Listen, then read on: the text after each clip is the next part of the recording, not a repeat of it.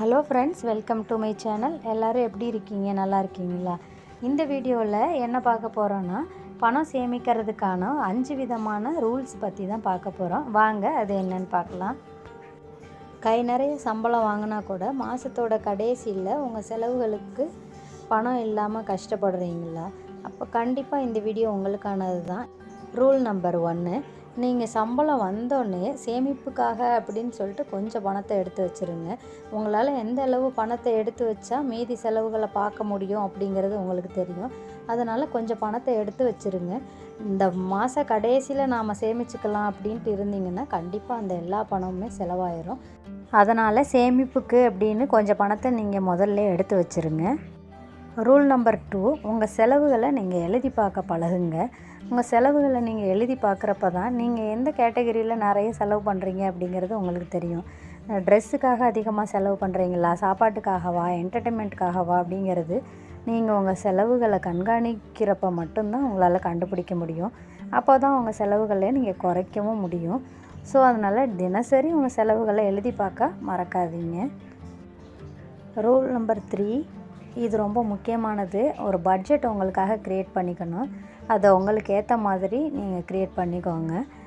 நீங்கள் ஒரு limit set பண்ணியிருப்பீங்க. அந்த லிமிட்டை விட தாண்டி அதிகமாக செலவு பண்ணக்கூடாது அப்படிங்கிற ஒரு மைண்ட் செட் உங்களுக்கு வரும்.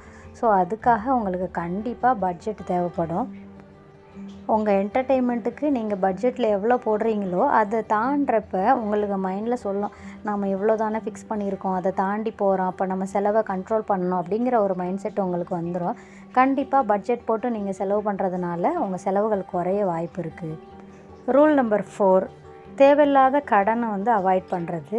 எனக்கு தேவையே இல்லாத ஒரு பொருளை நான் கஷ்டப்பட்டு கடன்லாம் வாங்கி அதை வாங்கிட்டு வந்துடுவேன். எனக்கு பார்க்க பிடிச்சிருந்ததுன்னு சொல்லிட்டு வாங்கிட்டு வந்துட்டு 2 நாளைக்கு அப்புறம் நான் அதை யூஸ் பண்ணாமல் அப்படியே போட்டுருவேன். கண்டிப்பாக அது தேவையில்லாத பொருள் தான். ஒரு கடனை வாங்கி அந்த பொருளை வாங்கிறது அப்படிங்கிறது அவசியம் இல்லை. கிரெடிட் கார்டு இருக்குது அப்படிங்கிறதுக்காக தேவையில்லாத பொருளெல்லாம் வாங்கக்கூடாது.